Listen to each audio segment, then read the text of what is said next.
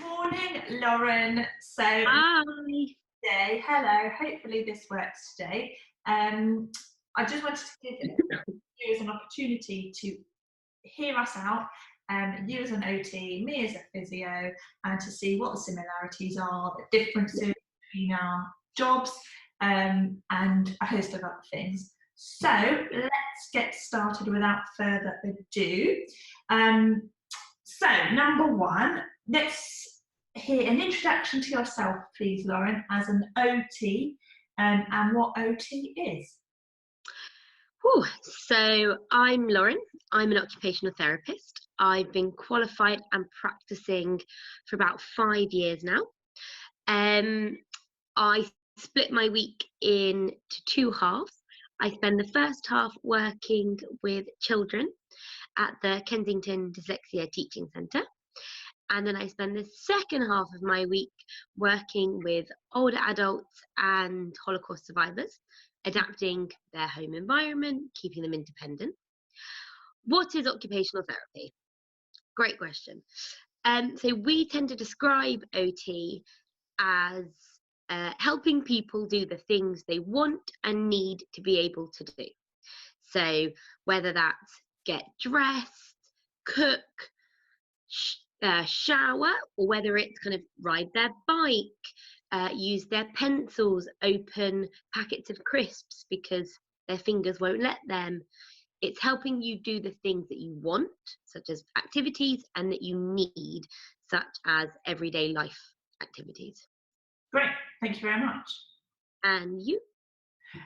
So me, I've been qualified for coming up to 8 years now already.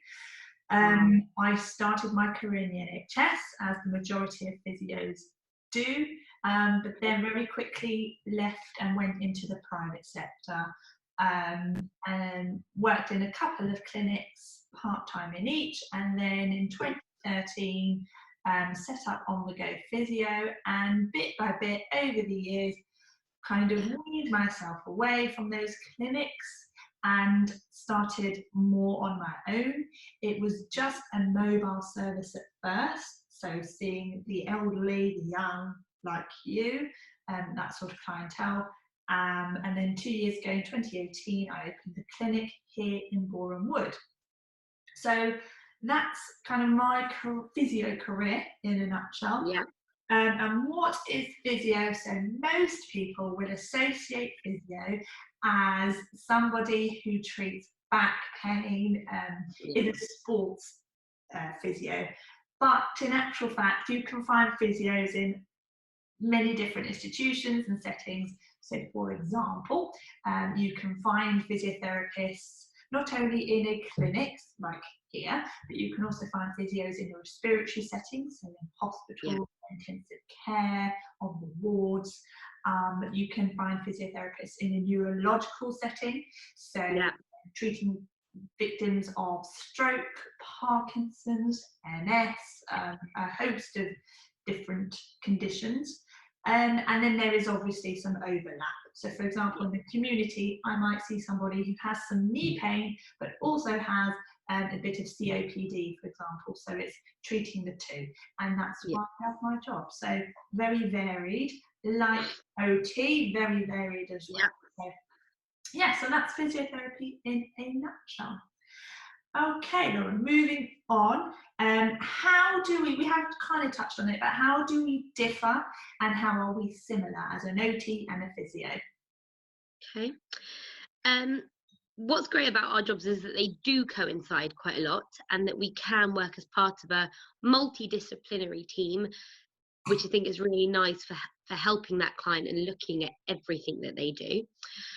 But some of the ways that we might differ is that I might say with our older adults or our adults who have had an injury, I might assess them and look at what equipment or adaptations they might need in the home, or how we can problem solve.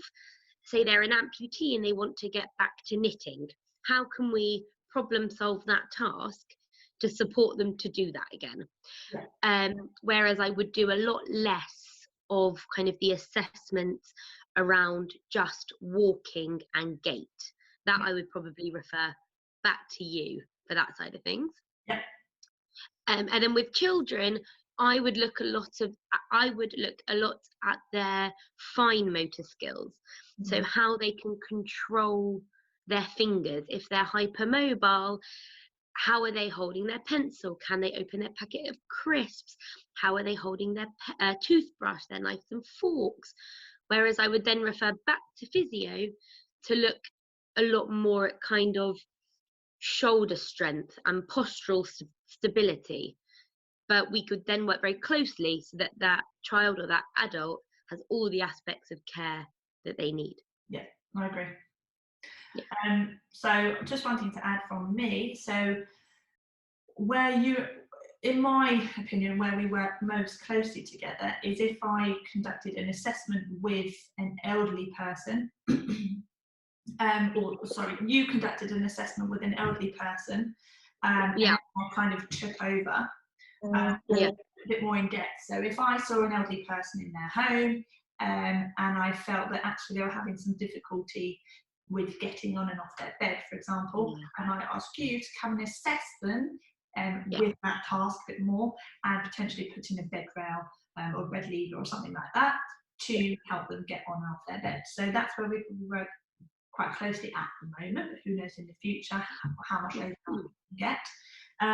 But then obviously the obvious difference is that, as you said, so if somebody was coming in with a knee pain, or we went to see them with knee pain, you probably wouldn't assess that knee in exactly the amount of depth that's required to tell that patient what specific piece of anatomy is the problem, whereas I would go much more in depth with that. So that's probably the similarities and differences from my perspective. Yeah. Okay, moving on swiftly, Lauren. So number 3, who is our main clientele? So like I said, my week's split in 2.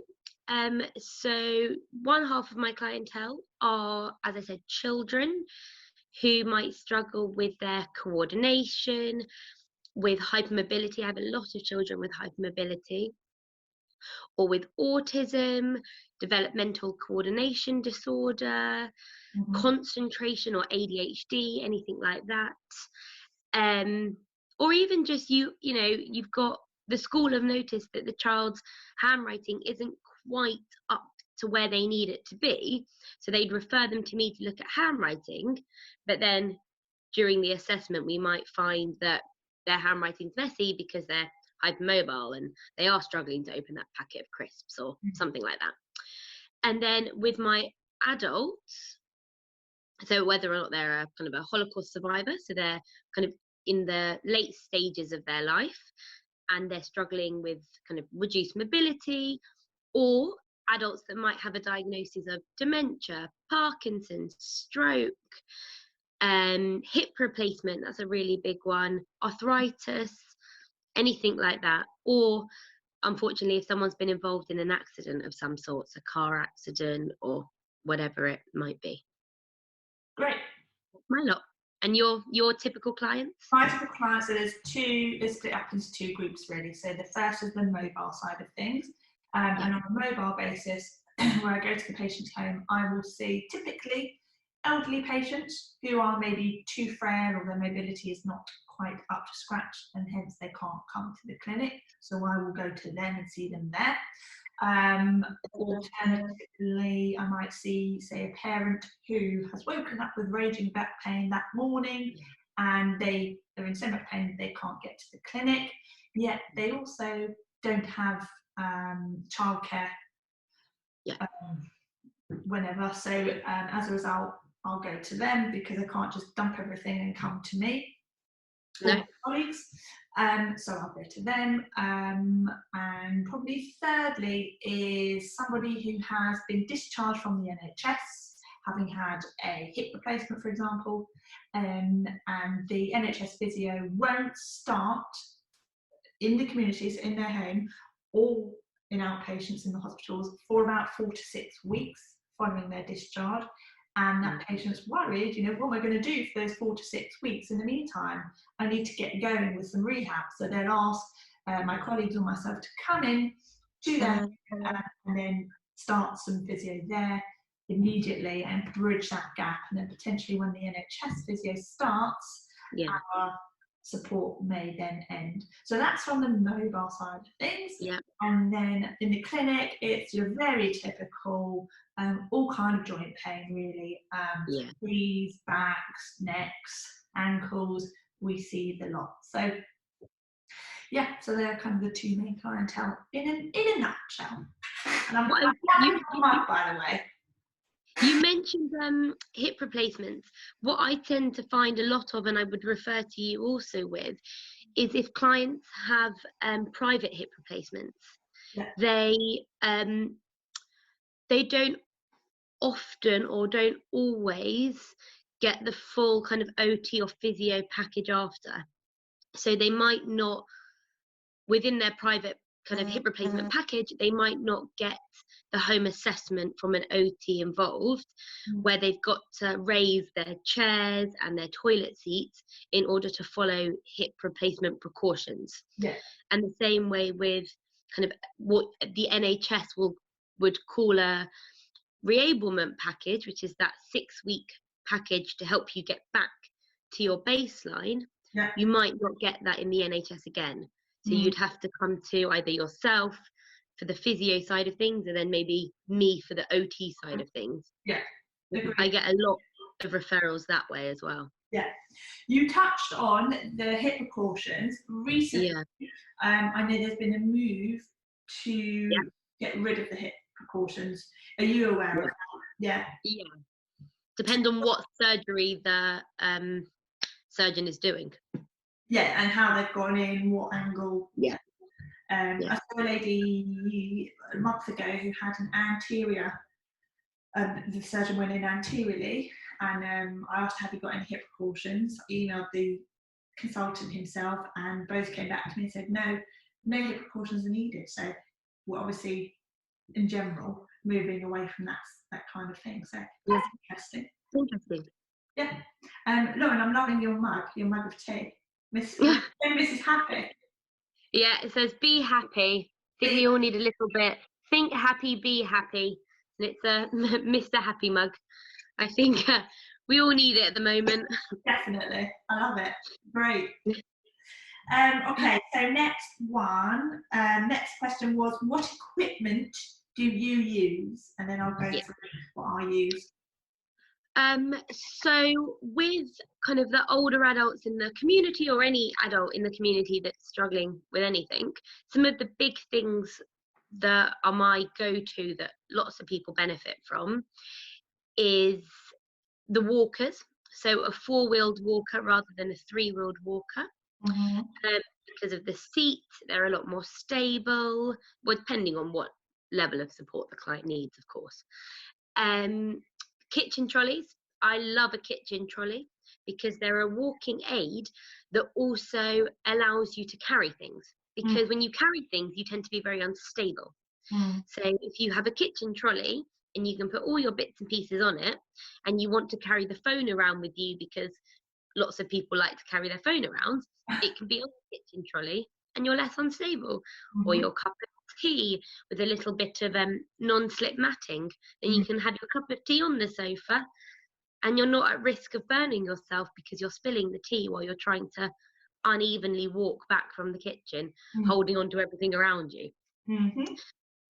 You've also got your bed raisers, chair raisers, things to prop you up a little bit so that your sit to stand is much easier and you're at a lot less risk of falling.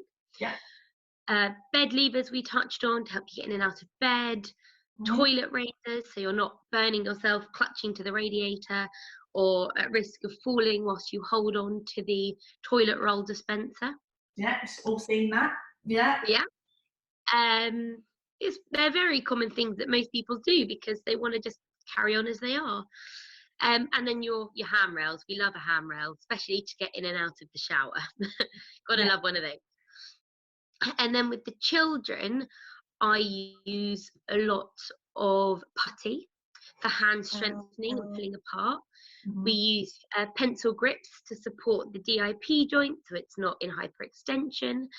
We use a lot of tennis balls with little smiley faces that are cut in for them to be squeezing in and out. Very good. We love those. And the wobble boards, which I think you might touch on later, and some of the kind of, what are they called? Wobble cushions for the children to sit on. Okay. Very good one to help with some concentration and some moving. Great. Obviously, with the kids especially, it's important to keep them moving on board. Keep them, moving but on board. You want to keep their motivation up so that they are adhere to your exercises. They don't get what people forget is that us as adults, if we can't sit and concentrate any longer, we get up, we go to the toilet, we get a cup of coffee, we get a cup of tea, we have a chat to a colleague next door. Children aren't allowed to do that. If they've had enough of sitting, they have to keep sitting. Yeah. It's so hard for them. Yeah. So by having something sometimes like a wobble cushion, they get that wiggle without getting in as much trouble from the teacher. Yeah. Also, I assume you have a tape measure on you at all times. Yes, tape measures are attached to everything that I own. All my sets of keys, they're in every handbag. I have been teased for it quite a lot. And why would you need a tape measure? Just to explain to the viewers. Because quite often, people who are having difficulty standing up from something, whether it be the chair or the toilet or anything really, the kitchen chair even, and they're doing the head all the way in the other room to lean forward, and the bum comes up before the head does, and they're all over the place, or they've had a fall from the chair trying to get up. It often just means that the chair is ever so slightly too low, or the toilet is too low. And if I can measure it, I can then work out how many inches we need to add so that the person can be independent, safe, and can continue doing everything they want to without the need to someone constantly being there in case they fall, which is really important. Independence is key. Great, so always have a tape measure on you. Okay, so from a physio perspective, so that as we know, my service involves the mobile and the clinic side of things. So from a mobile perspective, I might take with me a TheraBand, for example. So this is a TheraBand. Yeah. Voila. And it's fantastic because I can get that patient to do a host of exercises, whether it's for their arms, for their legs. It's very adaptable, the TheraBand. So that's typically what I would use in the community, or I might take a hand weight with me. So a hand weight, mainly just to demonstrate an exercise to them, but then I appreciate that not everybody has a hand weight at home, or a dumbbell, a kettlebell. So therefore I tell the patient, just grab a can of beans or something and you can mimic that exercise at home in the same way. And then in the clinic, oh, by the way, I would also have a mobile bed, like a fold-up bed, and then my tissue paper that goes on it, some massage oil if I need massage oil, all of that comes within the car to the patient's home. So that's mobile side of things, and then in the clinic, a number of equipment, as you can, I'm sure, appreciate. We've got so many. A reflex hammer, just some of the stuff on my desk. A reflex hammer. So if I was looking at somebody's reflexes in their lower limbs or even in their upper limb, I'd use that. A goniometer here measures the amount of movement in a joint. So for example, in the knee, if we just take the knee, I can measure the amount of flexion and extension accurately rather than eyeballing it. Always like to explain to the patient what's going on. So right here we have a model of a knee, other models of shoulders, spine here, pelvis, hips attached to it, and I'll always explain to the patient what they've done. So for example, if it's a meniscus tear that I think they've injured, then I'll point and say, this blue thing here, this is your meniscus. orientate them around the knee and say that is where your issue lies, for example. There's so much equipment I could talk to you about all day. Other more kind of, if we're going to practice jumping or hopping, that kind of thing, I have hurdles. I could just shift the bed out the way here and set out a whole line of hurdles, small hurdles, ladders. We have wobble boards, which you said you thought I had, to work on their balance and strength. And I could chat all day about it, as I say. So that's a number of equipment that we have in the clinic. So yeah, loads of stuff. Loads and loads of stuff. Okay, next question. So next question really comes from the audience, Lauren. You and I, we put out on our social media feeds the opportunity for people to ask us some questions. And I know that you particularly had a couple come your way. So do you want to just mention what those were? And I've got a couple of questions for you as well. A few. So we had a couple of questions. A lot were around how to sit properly without having your desk set up now that everyone's having to work from home. Yeah. The next one is how to sit comfortably when pregnant. And the third one is around what services that we're offering at the moment, considering we can't go and visit or see clients and patients. Right. So they were the three big ones that kept coming up. Okay. Do you want me to go for it and answer one of them, or however you want? I'm happy for you to go, and then I will say what I think or whatever. Sure. Okay, I'll start with the posture advice. So on the one hand, yes, it is important to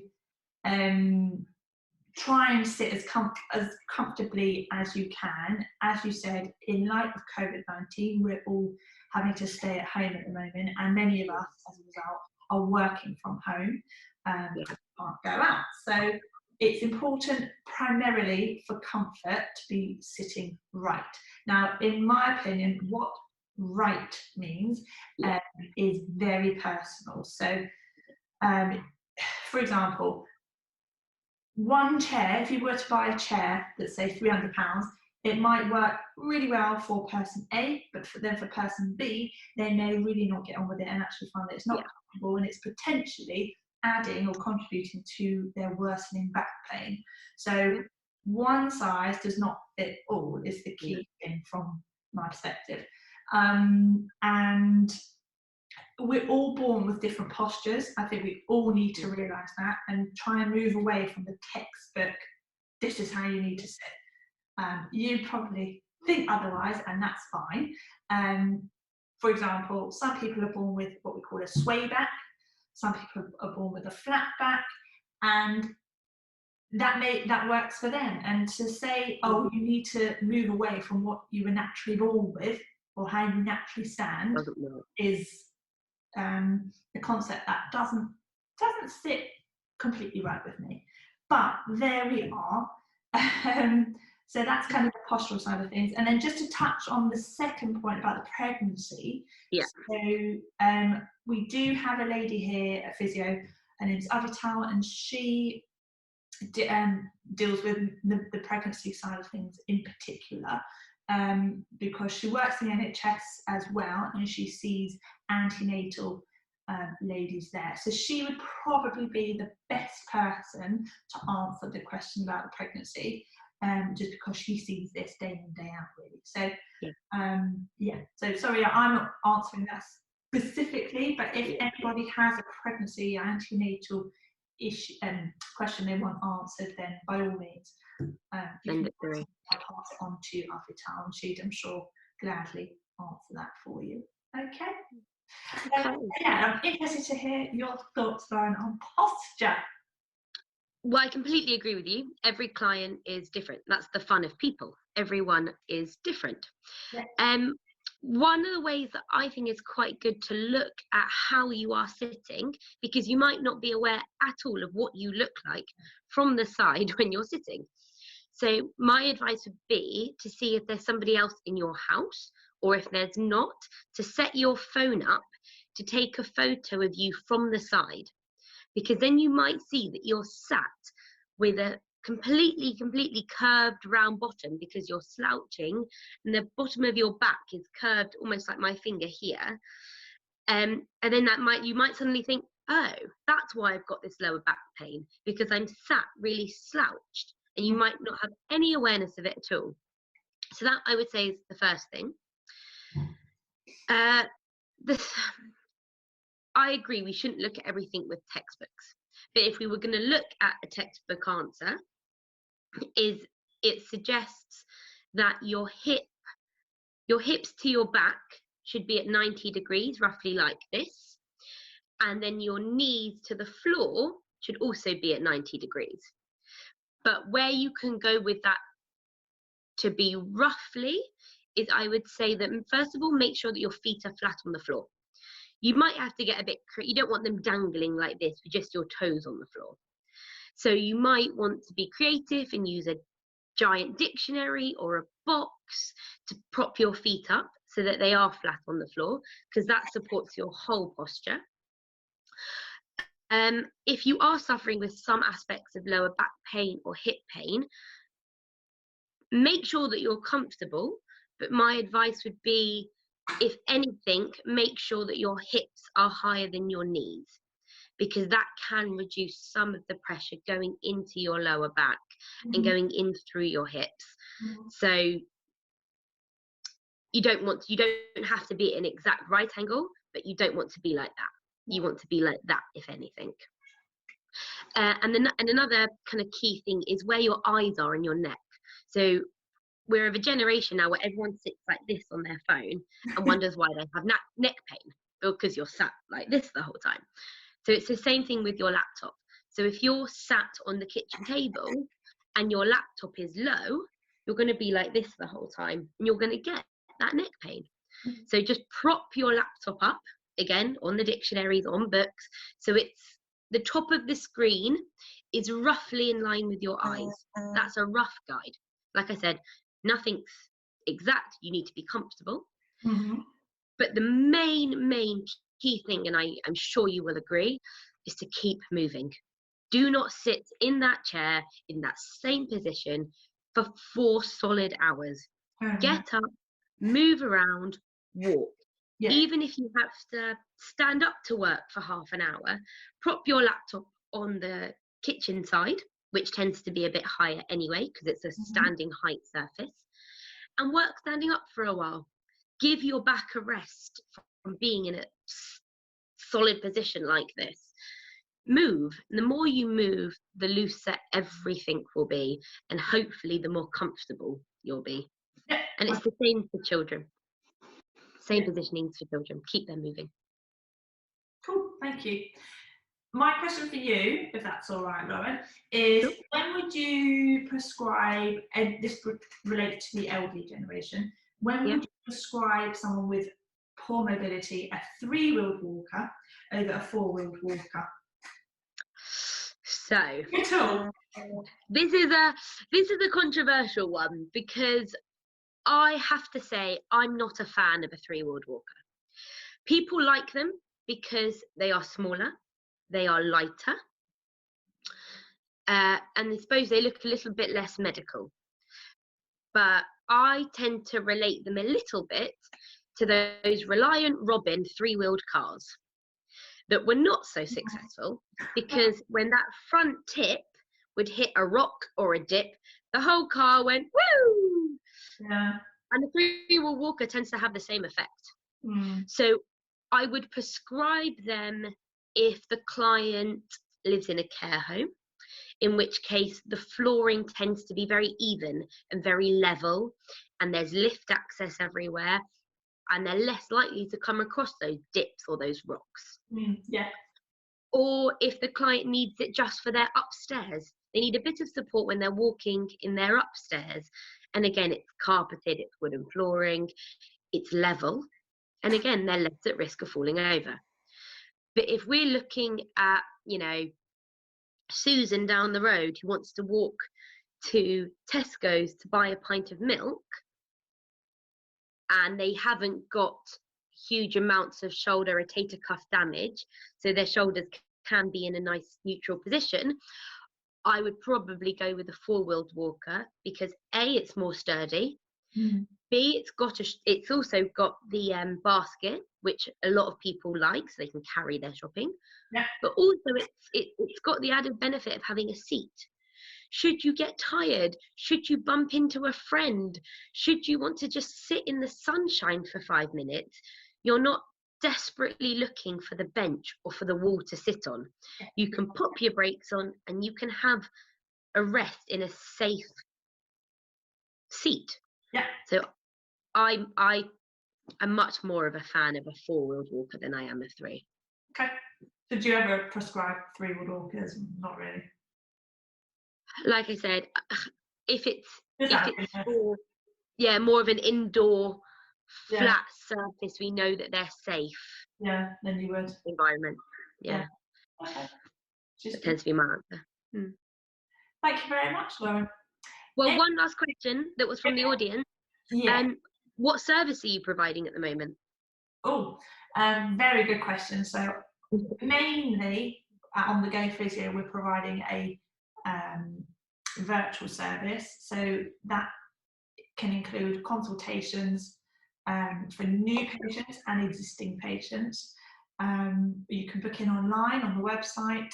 There is a button that says book now, click here, and the patient just clicks that, and then they can click who they want to see, whether that's Avital, Katie or myself, and then we get notified and we will have a chat with that person, either on the phone, on webcam like we are now with Zoom, FaceTime, WhatsApp. There's a host of different ways that we can do that. So that's the main thing really. And if I need to get up and show the patient some exercises, then I have done this week with someone already on a virtual webcam chat that we did yesterday. So yeah, I could do that. And then the other thing is just keeping people informed. So they don't have to be a patient, but just the general public, just keeping people informed as to how to stay mobile, stay strong. I've got some exercises that I've devised. I'm going to do a weekly series. So if anyone wants to get in touch and wants some exercises, then I would gladly send them over. And I'm also doing a weekly series as well on different conditions. I'm explaining different conditions to people, and I'm hoping that today will be one of the first such videos on cauda equina syndrome. I don't know if anybody has heard of it. I know obviously you as an OT, you will have heard of that, but not really big one. And it's actually a really serious pathology. So that's kind of the different services that we're offering at the moment. It's an interesting time, and we've had to adapt accordingly. But so far it's working out all right.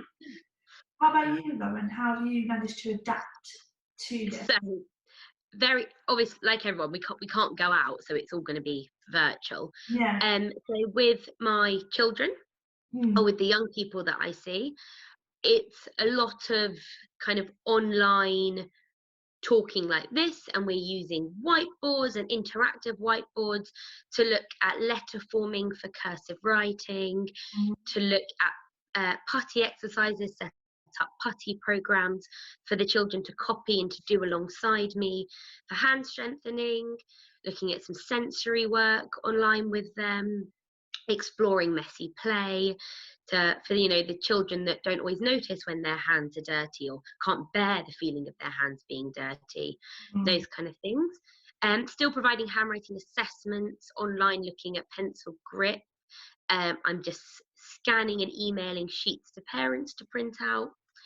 So that's the children's side. And then the adult side, it's virtual assessments. So earlier this week, I managed to do a kitchen assessment with a client where his son, kind of with consent, filmed him, and we talked through all the different techniques to support him following a car accident and Parkinson's, how he can get back to cooking meals for himself, because he loves cooking, and since the accident has struggled to get back in the kitchen. So Mm. that's what we're working on with him at the moment. Right. So open as usual, just in a different way. Different way, you're still able to service your clients. Yeah, still here to support. Yeah, great. Okay, and how can people get in touch with you if they want your services or want to ask you a question? How can they get in touch with you, Lauren? So a few ways. One would be through you, I suppose. Two is sending me a kind of direct message via Instagram. Email me at lauren@myoccupationaltherapist.co.uk. Mm-hmm. And then you can also find me on the Royal College of Occupational Therapists online directory. Brilliant. So I'm registered with the Royal College of OT, and I come up that way as well. Great. The email is probably the easiest and quickest. Probably, and it's probably what most people means by which most people can contact you, whether old or young. So and then you've got your mobile. Is your mobile or your contact number on social media? Because I'm just thinking if they're elderly and they don't have email, they don't have social media, how else can they contact you? So I tend to find that my elderly clients find me via family members, case managers, their legal team, which is quite interesting. Right. But my number is online. It's on the Royal College of OT. All my contact details. Fabulous. Great. Yeah. I'm pretty much the same. So phone, email, social media. Website you have. CSP, the website. So the CSP is the Chartered Society of Physiotherapy. My credentials are on there and my contact details. A host of different means of contacting me. And if they want to contact me to speak to you, then I'd gladly refer. And also I can forward clients on to you. Thank you. Okay. Anything you want to add, Lauren, or are we all good? Keep well, keep healthy, keep safe, stay home. Definitely, and keep your head up, everybody. And the most important thing is to keep busy, because if you can keep this right, then that will help you. So listening to music, I've advised family members in particular on getting into a podcast, learning something new, so learning sign language, for example. My brother picking up the guitar, so an old dusty guitar lying around. So I handed that over to him, dropped it on there. Routine. Try and get into a routine where you can. Make a schedule as to on a Monday you're going to do this, Tuesday, Wednesday, etc. So keep busy, and that will hopefully help us get through this. And also, one last thing is, if you know anyone who is lonely or who does suffer with mental health, to give them a buzz. Really, really important, because you never know how low they are, or you never know how anyone's getting on behind closed doors, even without a mental health issue. So just keep in touch with as many people as you can. Completely agree. Lovely. Okay, Lauren, well, it's been great to chat to you. Thank you very much. Hopefully this second time around has worked. Fingers crossed. Speak to you soon, Lauren. Take care. Bye. Bye. Bye.